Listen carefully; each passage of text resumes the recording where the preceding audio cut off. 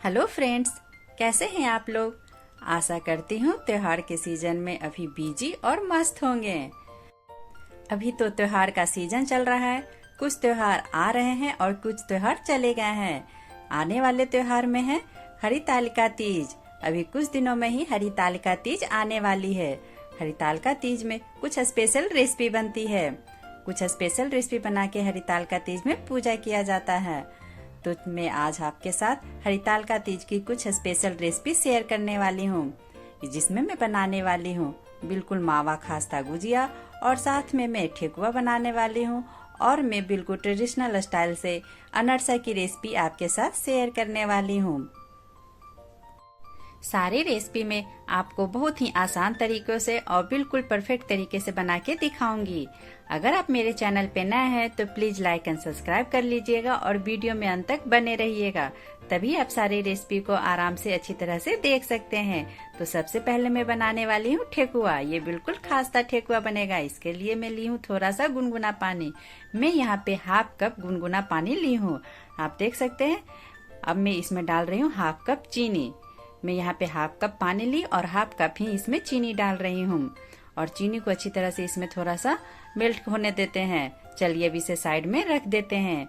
अब लेती हूँ एक बाउल में 1 कप सूजी और साथ में मैं लेती हूँ 2 कप गेहूं का आटा। मैं यहाँ पे सूजी और गेहूं के आटे का ठेकुआ बना के तैयार करने वाली हूँ। ये बिल्कुल खास्ता ठेकुआ बन के तैयार होगा और बिल्कुल परफेक्ट नाप के साथ ये मिठास में भी रहेगा। देखिए मैं 1 कप सूजी ली और 2 कप गेहूं का आटा ली। अब मैं इसमें हाफ कप रिफाइंड ऑयल ले रही हूँ। आप चाहे तो यहाँ पे मेल्ट करके घी भी ले सकते हैं। देखिए मैं इसमें डाल दी हूँ। चलिए अब इसमें डालते हैं इसको और भी फ्लेवरफुल बनाने के लिए इलायची पाउडर। मैं यहाँ पे फ्रेश इलायची 5-6 ली और उसे अच्छी तरह से कूट ली हूँ। और इसमें अच्छी तरह से अब हाथ की सहायता से इसे मिक्स कर लेना है। देखिए मैं किस तरह से हाथ की सहायता से रब करते हुए आटा को अच्छी तरह से मिक्स कर रही हूँ। आटा में अच्छी तरह से तेल को मिक्स कर लेना है। जितनी अच्छी तरह से ये मिक्स होगा उतना ही आटा बिल्कुल खास्ता बनेगा। मैं यहाँ पे ठेकुआ बनाने के लिए बारीक वाली सूजी का इस्तेमाल की थी। आप चाहे तो मोटी वाली भी सूजी का इस्तेमाल कर सकते हैं। आप चाहे तो आटा की जगह पे मैदा का भी इस्तेमाल कर सकते हैं। देखिए मैं आटा को हाथ से किस तरह से रब करते हुए अच्छी तरह से मिक्स कर रही हूँ। पहले इसे बिल्कुल अच्छी तरह से मिक्स कर लेना है, तभी इसमें पानी डालना है। आप देख सकते हैं मैं आटा को अच्छी तरह से एक मुट्ठी के रूप में डाल रही हूँ और इसे बाइंडिंग का रूप दे रही हूँ। ये अच्छी तरह से थोड़ा बाइंडिंग हो रहा है, यानी कि आटा में अच्छी तरह से तेल मिक्स हो चुका है। चलिए अब इसमें डालते हैं मेल्ट किया हुआ चीनी और उसका पानी। एक साथ पूरा नहीं डालना है, बल्कि थोड़ा थोड़ा करते हुए डालना है। देखिए मैं आटा में पहले थोड़ा चीनी का पानी डाली हूँ और अब इसे मिक्स कर रही हूँ। इसी तरह से धीरे धीरे और डालना है पानी और उसे मिक्स करना है। और ये बिल्कुल पानी खत्म हो जाएगा। ये बिल्कुल परफेक्ट नाप के साथ लिया गया है। मैं पहले थोड़ा थोड़ा डालूंगी, उसके बाद इसे मिक्स करते जाऊंगी। इस तरह से ये ठेकुआ बिल्कुल खास्ता बनता है। इसे ज्यादा नहीं गूंथना रहता है, बस धीरे धीरे हल्के हाथों से इसे मिक्स करना होता है। अगर ये ज्यादा आटा की तरह, रोटी की आटा की तरह गूंथ जाएगा तो ये बिल्कुल फूलने लगेगा और खास्ता भी नहीं बनेगा। देख सकते हैं मैं थोड़ा थोड़ा पानी के डालते हुए इसे अच्छी तरह से मिक्स कर रही हूँ। बस इसे अच्छी तरह से मिक्स कर लेना होता है और इसे ज्यादा मसल के गूंथना नहीं होता है। आप देख सकते हैं मैं बिल्कुल इसे मिक्स कर ली हूँ और मेरा पानी भी खत्म हो चुका है। चलिए अब इसे ढक के साइड में थोड़ी देर के लिए रख देते हैं। ज्यादा नहीं, बस 10 मिनट के लिए भी इसे साइड में रख देंगे तो बिल्कुल परफेक्ट तरीके से ठेकुआ बनके तैयार हो जाएगा। आप चाहे तो इसे तुरंत भी बना सकते हैं, लेकिन तुरंत बनाने से ये ज्यादा खास्ता बनता है, इसलिए टूट भी सकता है। अगर थोड़ा देर आटा सेट हो जाएगा तो ज्यादा अच्छी तरह से ये आटा तैयार होगा। और आटा जितनी अच्छी तरह से तैयार होगा ठेकुआ उतना ही अच्छा बनके तैयार होगा। देखिए आटा ये रेडी हो चुका। अब मैं इसके ऊपर 2 चम्मच चीनी का इस्तेमाल कर रही हूँ। ये बिल्कुल ऑप्शनल है, आप अपने स्वाद के अनुसार कम ज्यादा कर सकते हैं या फिर यहाँ पे चीनी नहीं भी ले सकते हैं। मैं यहाँ पे चीनी का इस्तेमाल इसलिए कर रही हूँ कि जब ये ठेकुआ बनता है तो इसके ऊपर थोड़े थोड़े छोटे छोटे मोतियों की दाने की तरह चीनी का ये दाना चमकीला सा लगता है और खाने में भी बहुत ही स्वादिष्ट लगता है, इसलिए मैं इसके ऊपर डाल रही हूँ। और ये बिल्कुल परफेक्ट मिठास वाला ठेकुआ बनके तैयार होगा। ये बिल्कुल ऑप्शनल है, मैं इसे पहले ही बता दी हूँ। आप चाहे तो इसे स्किप भी कर सकते हैं। देखिए मैं चीनी डाल के इसे ऊपर नीचे करते हुए आटा में मिक्स कर ली हूँ। और इसे अब ज्यादा मिक्स नहीं करना है, बस इसे इतना ही मिक्स करना है कि चीनी अच्छी तरह से पूरा आटा में फैल जाए। देखिए ये मिक्स हो चुका है। अब इसे ठेकुआ बनाना स्टार्ट करते हैं। अब इसे ठेकुआ बनाने से पहले हाथ में थोड़ा सा तेल या घी लगा लेते हैं। उसके बाद आटा का लोई लेते हैं। आपको जितना बड़ा ठेकुआ बनाना है उतना आटा ले और उसका लोई बनाएं। देखिए मैं किस तरह से इसका लोई बना रही हूँ। इसे अच्छी तरह से प्रेस करते हुए लोई को तैयार करना है, तभी ठेकुआ अच्छी तरह से बनके तैयार होगा। इसे बिल्कुल प्रेस करते हुए राउंड रूप में बना लेना है। देखिए मैं पहले आटा को अच्छी तरह से प्रेस करके एक लोहे का रूप दी हूँ। अब इसे मैं अच्छी तरह से सर्कल कर लेती हूँ। उसके बाद इसे हथेली की सहायता से दबा लेती हूँ।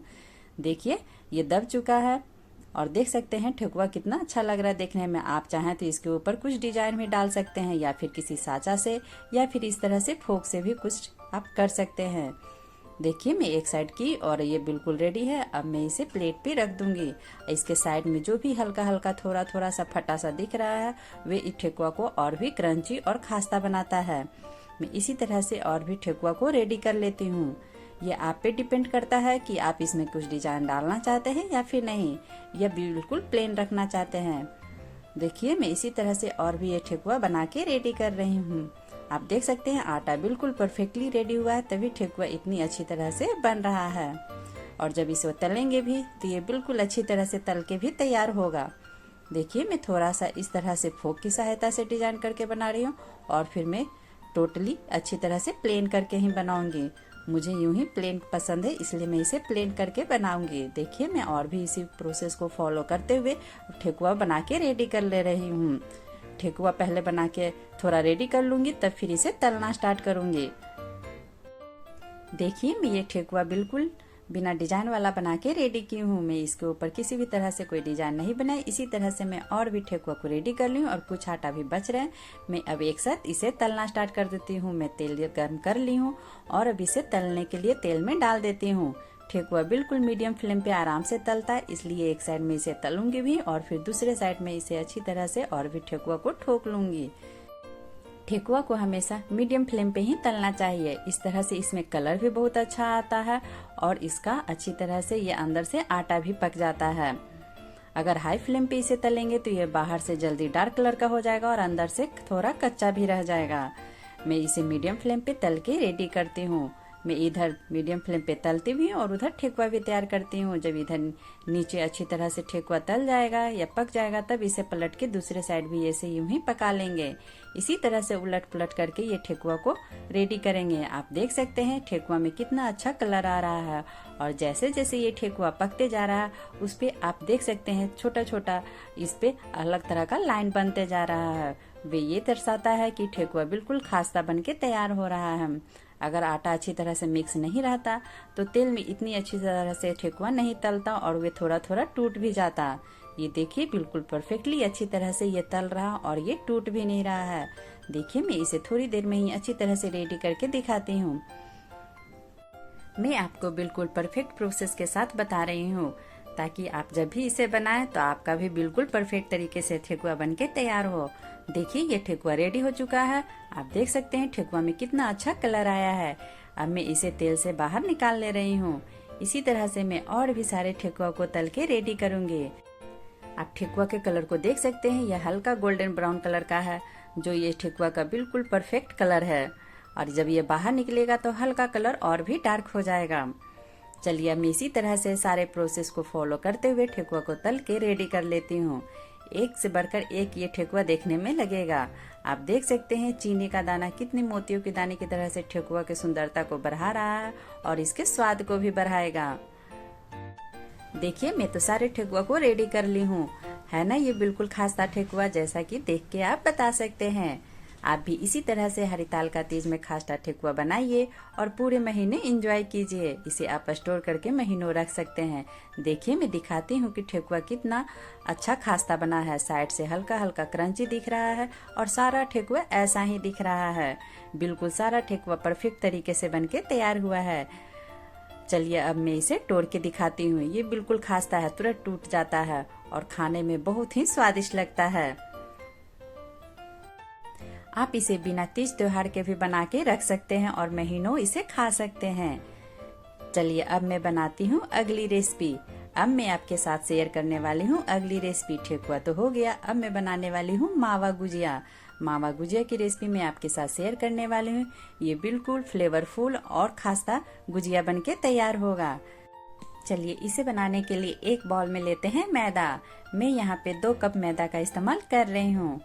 देखिए मैं इसमें 2 कप मैदा डाल रही हूँ। मावा गुजिया मैदा का ही बनता है, इसलिए मैं यहाँ पे मैदा का इस्तेमाल कर रही हूँ। चलिए अब इसमें मैं डालती हूँ थोड़ा सा घी। मैं यहाँ पे 1 चम्मच घी का इस्तेमाल कर रही हूँ। इसे ज्यादा घी या फिर यहाँ पे तेल नहीं डालना है, नहीं तो ये ज्यादा खास्ता हो जाएगा और ये ज्यादा अपने आप टूटने लगेगा, इसलिए इसे थोड़ा ही खास्ता बनाते हैं। देखिए मैं आटा में घी अच्छी तरह से मिक्स कर रही हूँ और अब इसे अच्छी तरह से यूं ही मिक्स कर लेना है। थोड़ी देर में ही घी अच्छी तरह से आटा में मिक्स हो जाएगा, तब इसमें डालेंगे पानी और पानी डाल के इसे धीरे धीरे अच्छी तरह से आटा तैयार कर लेना है। इस आटा को अच्छी तरह से मलते हुए तैयार करना है। जितनी अच्छी तरह से मसल के इसे तैयार करेंगे उतना ही ये आटा फैलेगा और उतना ही अच्छी तरह से ये गुंजिया बनके तैयार होगा। देख सकते हैं मैं किस तरह से इसमें पानी का इस्तेमाल कर रही हूँ और थोड़ा थोड़ा करते हुए इसे अच्छी तरह से गूंथ लेना है। मावा का गुजिया बनाना भी बहुत ही आसान है और ये तुरंत बनके तैयार हो जाता है। इसमें ज्यादा मेहनत भी नहीं लगता है और ये बिल्कुल स्वादिष्ट बनके तैयार हो जाता है। देखिए मैं आटा को अच्छी तरह से गूंथ ली हूँ। आप देख सकते हैं मैं आटा को किस तरह से मसलते हुए गूंथ रही हूँ। इसे जितनी अच्छी तरह से मसल के गूंथिएगा ना, उतना ही अच्छा ये आटा बनके तैयार होगा। जब भी आप गुजिया बनाए, या आप मावा गुजिया बनाए या फिर आप कोकोनट पाउडर का गुजिया बनाए या फिर सूजी का गुजिया बनाए, आप जिस तरह से भी गुजिया बनाए, लेकिन आटा को इसी तरह से मसलते हुए गूंथना है। जितनी अच्छी तरह से ये गूंथिएगा उतना ही अच्छा तैयार होगा। अभी ज्यादा इसे सॉफ्ट नहीं गूंथना है, बस इसे अच्छी तरह से मीडियम सॉफ्ट में ही गूंथ के रेडी कर लेना। उसके बाद इसे ढक के साइड में रख देंगे सेट होने के लिए। चलिए अब गुजिया का स्टफिंग रेडी करते। मैं ली हूँ यहाँ पे 300 ग्राम खोवा। मैं यहाँ पे 300 ग्राम खोवा ली हूँ। मैं यहाँ पे मार्केट का खोवा का इस्तेमाल कर रही हूँ। आप चाहें तो घर या मार्केट का इस्तेमाल कर सकते हैं। चलिए अब इसमें डालते हैं मूंगफली। मैं यहाँ पे रोस्टेड मूंगफली ली और उसे अच्छी तरह से उसका कवर हटा ली। उसके बाद थोड़ा उसे रफली क्रश कर ली हूँ। आप देख सकते हैं ये रफली क्रश मूंगफली है। मैं यहाँ पे 3 चम्मच के लगभग रफली क्रश मूंगफली दाना ली हूँ, जो इसे बहुत ही फ्लेवरफुल बनाता है। और साथ में मैं डाल रही हूँ इसमें 1 चम्मच किशमिश। अब मैं इसमें डाल रही हूँ 2 चम्मच कोकोनट पाउडर। आप चाहें तो सूखा नारियल को अच्छी तरह से कद्दूकस करके भी डाल सकते हैं। और अब इसमें डालूंगी इलायची पाउडर। मैं यहाँ पे 6-7 इलायची ली और उसे अच्छी तरह से क्रश कर ली हूँ। अब इसमें जाएगा चीनी। चीनी आप अपने मिठास के अनुसार कम ज्यादा कर सकते हैं। मैं यहाँ पे 4 चम्मच चीनी का इस्तेमाल कर रही हूँ। आप चाहें तो पाउडर शुगर का भी इस्तेमाल कर सकते हैं। देखिए मैं चीनी डाल दी हूँ। अब मैं इसे अच्छी तरह से चम्मच की सहायता से मिक्स कर लेती हूँ। मैं इसमें जो भी ड्राई फ्रूट्स डाली हूँ वे बिल्कुल ऑप्शनल है। आप चाहें तो उसे डाल भी सकते हैं या फिर आप उसे स्किप भी कर सकते हैं, या फिर आप अपने पसंद से किसी और भी ड्राई फ्रूट्स को ऐड भी कर सकते हैं। लेकिन ये इस तरह से बनाइएगा तो ये बहुत ही फ्लेवरफुल लगेगा। देखिए मेरा स्टफिंग मिक्स हो चुका है। चलिए अब गुजिया बनाना स्टार्ट करते हैं। अब देखते हैं आटा भी बिल्कुल अच्छी तरह से सेट हो चुका है। आप देख सकते हैं आटा बिल्कुल सेट हो चुका है और ये कितना अब सॉफ्ट हो चुका है। थोड़ी देर में जब ये आटा सेट हो जाता है तो और भी ज्यादा सॉफ्ट हो जाता है। चलिए अब पूरी के आकार के आटा का लोई काटते हैं। ज्यादा बड़ा नहीं, यहाँ पे पूरी के आकार के ही इतना बड़ा लोई काटना है। और अब इसे अच्छी तरह से दबाते हुए एक अच्छा परफेक्ट लोई तैयार कर लेना है। देखिए मैं लोई तैयार कर ली हूँ। अब इसमें थोड़ा सा तेल लगाती हूँ। उसके बाद इसे अच्छी तरह से पूरी के जैसा बेल लेना है। देखिए मैं इसे पूरी के जैसा ही बेलूंगी और इसे जितना अच्छा ये आटा तैयार होता उतनी ही अच्छी तरह से ये बेल के रेडी होता है। आप देख सकते हैं आटा बिल्कुल परफेक्टली तैयार हुआ, तभी ये इतना पतला और अच्छी तरह से बेला जा रहा है। देखिए मेरा पूरी बिल्कुल रेडी हो चुका है। गुजिया का ये पूरी रेडी है। चलिए अब मैं इसे साचा पे बनाने वाली हूँ। मैं साचा लेती हूँ गुजिया का और उसके ऊपर थोड़ा सा पहले तेल लगा लेती हूँ। शुरू में साचा के ऊपर थोड़ा सा तेल लगा लेना है, बार बार इसमें नहीं लगाना है। इस तरह से गुजिया का आटा इसमें सटेगा नहीं। चलिए अब इसके ऊपर मैं पूरी को रख देती हूँ। साँचा के ऊपर पूरी को बिल्कुल अच्छी तरह से फैलाना है ताकि साँचा बिल्कुल अच्छी तरह से कवर हो जाए। आप देख सकते हैं मैं साँचा के ऊपर पूरी को बिल्कुल अच्छी तरह से फैलाई हूँ और ये साँचा बिल्कुल कवर हो चुका है। चलिए अब इसमें स्टफिंग डालते हैं। स्टफिंग जितना इस साँचा में जा सके उतना इसमें डालना है। आप अपने जरूरत के अनुसार इसमें डालें। देखिए मैं इसमें स्टफिंग डाल दी हूँ। मैं यहाँ पे 3 चम्मच स्टफिंग डाली हूँ और अब इसे थोड़ा सा प्रेस कर लूंगी ताकि साँचा में अच्छी तरह से ये सेट हो जाए। आप देख सकते हैं इसे बीच में मैं अच्छी तरह से प्रेस कर रही हूँ। साइड में थोड़ा सा भी स्टफिंग नहीं रहना चाहिए, नहीं तो कवर अच्छी तरह से नहीं होगा। चलिए अब इसे कवर कर लेते हैं और जो भी एक्स्ट्रा आटा बाहर निकला हुआ है उसे अच्छी तरह से दबाते हुए बाहर निकाल लेंगे। देखिए किस तरह से मैं इसे बाहर निकाल रही हूँ। इसी तरह से साँचा में ये पुरुकिया तैयार हो जाता है। चलिए अब इसे सावधानी पूर्वक अच्छी तरह से खोलेंगे। आप देखिएगा ये बिल्कुल परफेक्ट गुजिया बनके तैयार होगा। देखिए साँचा से गुजिया निकल चुका है। आप देख सकते हैं ये देखने में कितना अच्छा लग रहा है और ये बिल्कुल फुला फुला सा लग रहा है क्योंकि इसमें स्टफिंग काफी अच्छी तरीका से हुआ है, इसलिए ये फुला फुला सा गुजिया लग रहा है। इसी तरह से मैं और भी गुजिया को रेडी करती हूँ। गुजिया बनाना बहुत ही आसान होता है और साँचा से ये तुरंत बनके तैयार हो जाता है। जितनी अच्छी तरह से आटा तैयार होगा उतना ही अच्छा पूरी बनेगा और उतना ही अच्छी तरह से ये गुजिया भी बनके तैयार होगा। आप जब भी गुजिया बनाए तो गुजिया पहले बना ले तब उसको तलना स्टार्ट करें क्योंकि तलने में इसे टाइम नहीं लगता और ये तुरंत तल के तैयार हो जाता है। इसलिए पहले सारा गुजिया को बना के रख लें तब इसे तलना स्टार्ट करें। देखिए मैं इसी तरह से दूसरा गुजिया भी रेडी कर ली हूँ। इसी तरह से मैं और भी गुजिया को रेडी कर लेती हूँ और अब मैं इसे तलती हूँ। तलने के लिए मैं यहाँ पे तेल गरम कर ली हूँ और गैस का फ्लेम मीडियम रखी हूँ और मीडियम फ्लेम पे अब इसे डालती हूँ और गुजिया को मीडियम फ्लेम पे ही तल लेंगे। थोड़ी देर में ही ये तल के तैयार हो जाता है। इसे तलने में ज्यादा टाइम नहीं लगता है। थोड़ी देर में ये नीचे से तल जाएगा। उसके बाद इसे पलट के दूसरी ओर भी तल लेंगे। देखिए नीचे से तल चुका है। अब मैं इसे पलट के दूसरी ओर भी तल लेती हूँ। इसी तरह से उलट पलट करके थोड़ी देर में ही गुजिया को रेडी कर लेती हूँ। आप गुजिया देख सकते हैं ये काफी फुला फुला सा लग रहा है। इसलिए लग रहा है क्योंकि इसमें स्टफिंग काफी अच्छी मात्रा में भरा हुआ है। जैसे जैसे गुजिया तलते जाएगा इसमें हल्का कलर चेंज होगा। इसे ज्यादा डार्क कलर नहीं करना है, बस हल्का गोल्डन कलर का ही कर लेना है। देखिए ये गोल्डन कलर का हो चुका है।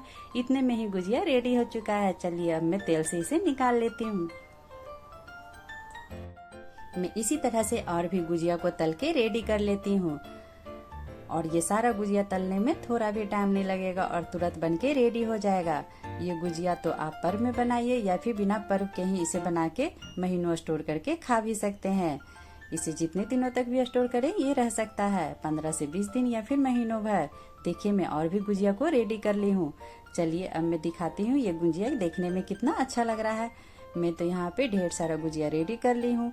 एक से बढ़कर एक देखने में ये लग रहा है और सारा गुजिया बिल्कुल फुला फुला सा बना हुआ है। इस त्योहार आप भी तीज त्योहार में इसी तरह से मावा गुजिया बनाइए और पूजा कीजिए। ये मावा गुजिया बहुत ही स्वादिष्ट बनेगा और सबको बहुत ही अच्छा लगेगा। देखिए मावा गुजिया देखने में कितना खास्ता लग रहा है और बिल्कुल फुला फुला सा है क्योंकि स्टफिंग बिल्कुल परफेक्ट मात्रा में। अब मैं इसे बिल्कुल आराम से इसे तोड़ के दिखाती हूँ क्योंकि ये काफी खास्ता है, इसलिए मैं इसे आराम से तोड़ रही हूँ। अगर मैं इसे ज्यादा जोर दी तो ये तुरंत भूस भूस करके टूट जाएगा। देखिए इसमें स्टफिंग कितना अच्छा दिख रहा है क्योंकि स्टफिंग इसमें बिल्कुल बराबर मात्रा में अच्छी तरह से हुआ है ना। मावा गुजिया बनाना बहुत आसान और ये खाने में बहुत ही स्वादिष्ट लगता है। आप भी इसी तरह से मावा गुजिया बनाइए। चलिए अब चलते हैं अगली रेसिपी की ओर, जिसमें मैं बनाने वाली हूँ ट्रेडिशनल स्टाइल अनरसा की रेसिपी। ये अनरसा बाहर से बिल्कुल क्रंची और अंदर से बिल्कुल सॉफ्ट होगा और बिल्कुल परफेक्ट तरीके से इसे स्टफिंग भी होगी और इस पे तिल भी काफी अच्छे तरीके से बना हुआ रहेगा। आप देख सकते हैं ये तिल बिल्कुल अच्छे तरीके से सटा हुआ है और अनरसा देख के ही आप समझ सकते हैं कि अनरसा बिल्कुल परफेक्ट तरीके से बना है, नहीं तो इतना अच्छा अनरसा देखने में नहीं लगता।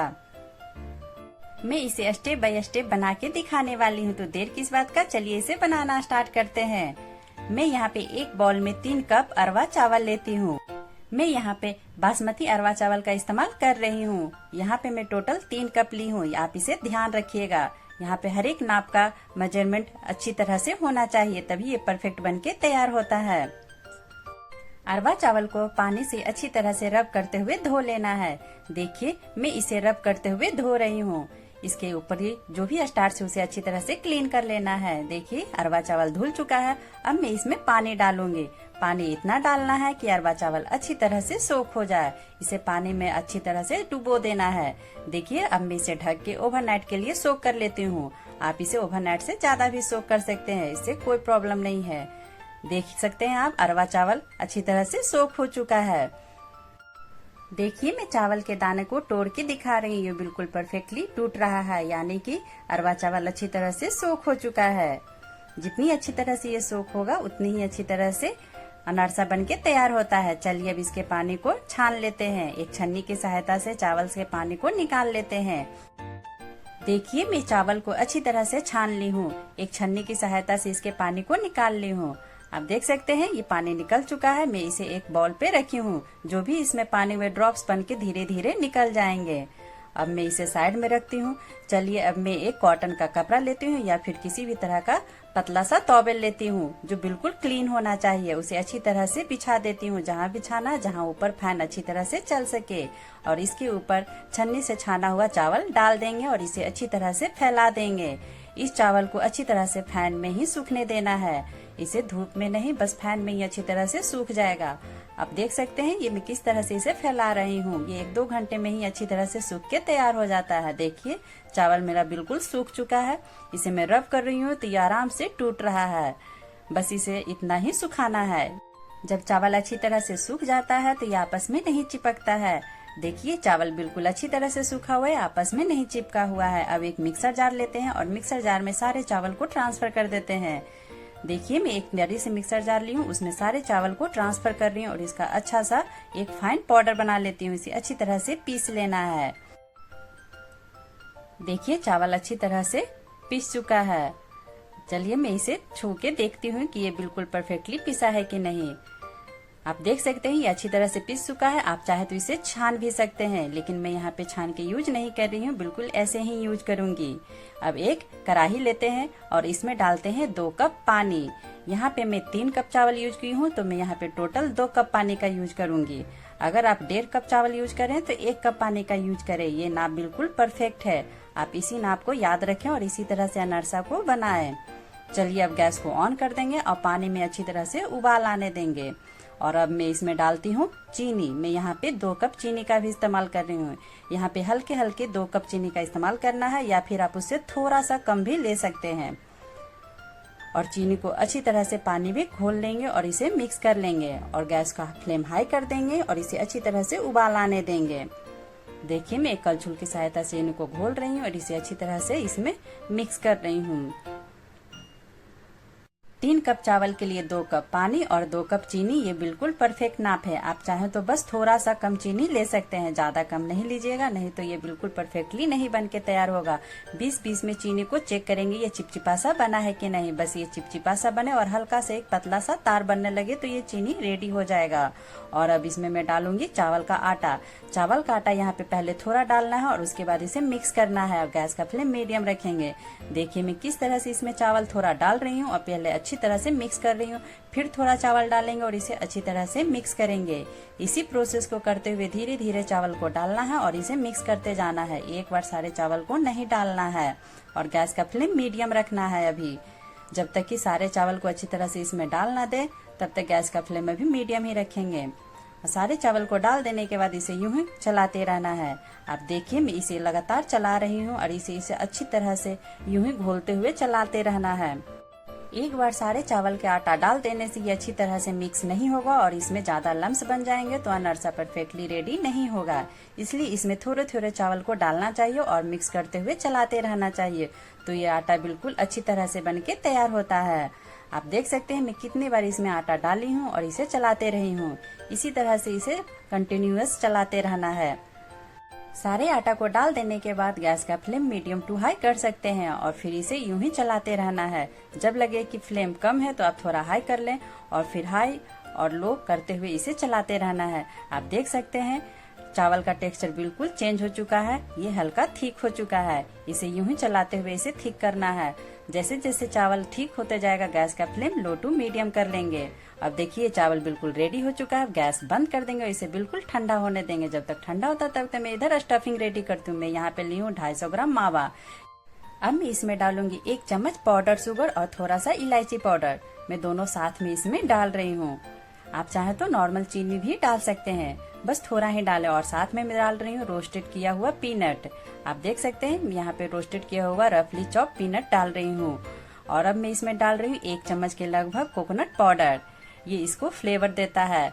ये बिल्कुल ऑप्शनल है, आप चाहे तो डालें या फिर इसे बिना डाले हुए भी बना सकते हैं। और सबको अच्छी तरह से खोवा में मिक्स कर लेना है। अब जितनी अच्छी तरह से ये मिक्स हो जाएगा, ये स्टफिंग बिल्कुल रेडी हो जाएगा। आप चाहें तो इसे बिना पीनट और बिना कोकोनट पाउडर का भी बना सकते हैं, बस इसमें थोड़ा सा पाउडर शुगर और इलायची पाउडर डाल के मिक्स कर लें।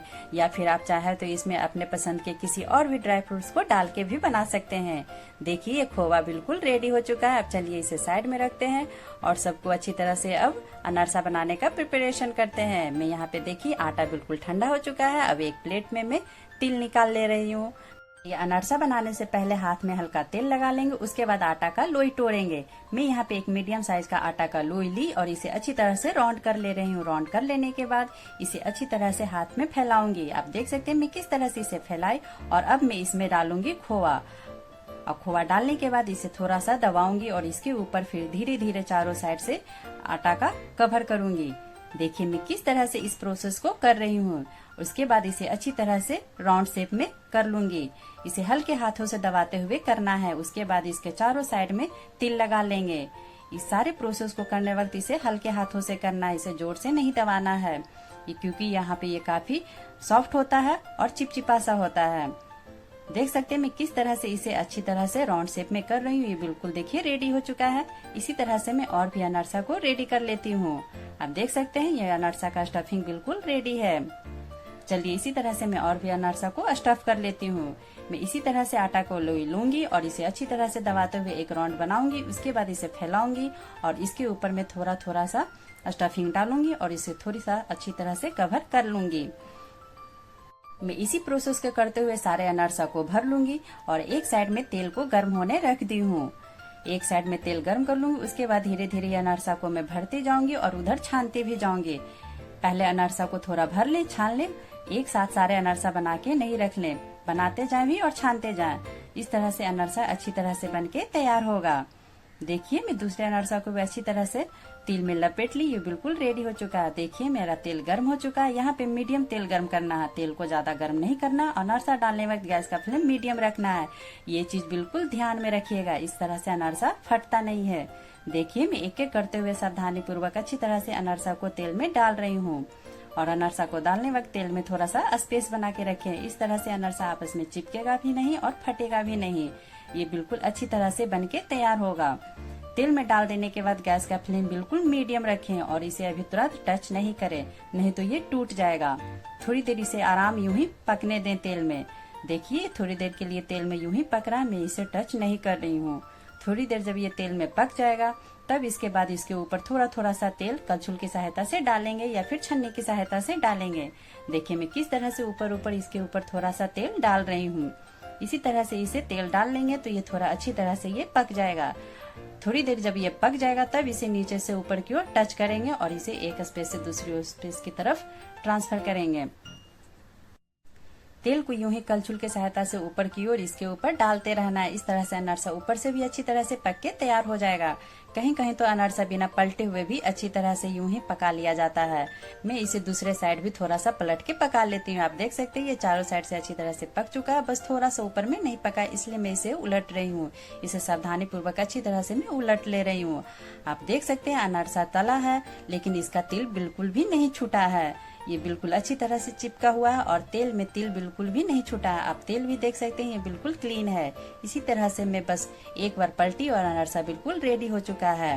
और ये टोटल मीडियम फ्लेम पे ही छन के तैयार हुआ है, हाई फ्लेम पे नहीं करना है, नहीं तो जल्दी से अनारसा फैल जाएगा और ये टूट सकता है। देखिए अनारसा रेडी हो चुका है, मैं छान ले रही हूँ। आप देख सकते हैं सारे अनारसा के शेप को देख सकते हैं, ये बिल्कुल परफेक्टली निकल के तैयार हो रहा है। देखिए मैं एक एक करते हुए सारे अनारसा को निकाल रही हूँ। ये बिल्कुल परफेक्टली दिख रहा है। चलिए अब इसी तरह से मैं और भी अनरसा को इसमें डालती हूँ और छानती हूँ। मैं इसी तरह से सारे अनरसा को और बनाई और एक एक करते हुए सारे अनरसा को इसमें डालूंगी और छानूंगी। आप तेल को देख सकते हैं, ये तेल कितना क्लीन है, यानी कि तिल बिल्कुल भी नहीं छूटा है, ना के बराबर तिल छूटा है और ये अच्छी तरह से छन के रेडी हो चुका है।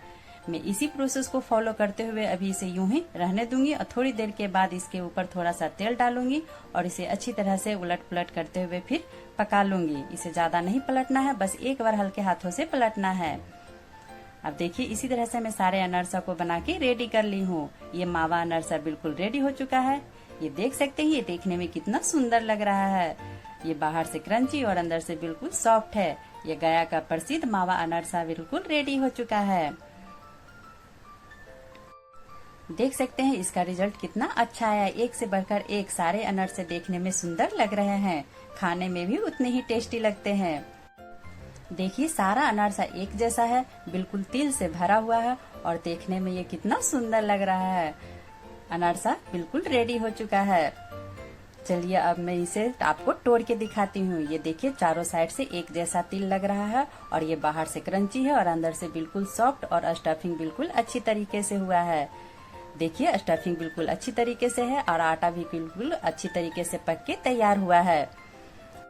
मैं यहाँ पे बिल्कुल आज मैं आपके साथ हरितालिका तीज में बनने वाली ठेकुआ, गुजिया और अनरसा की रेसिपी शेयर की हूँ, जो बिल्कुल परफेक्ट तरीके से मैं आपको बना के दिखाई हूँ। अगर आपको मेरी ये रेसिपी अच्छी लगी हो तो प्लीज लाइक एंड सब्सक्राइब कर दीजिएगा, क्योंकि आपका एक लाइक और सब्सक्राइब मेरे चैनल को ग्रो करेगा और मुझे नई नई रेसिपी लाने के लिए मोटिवेट करेगा।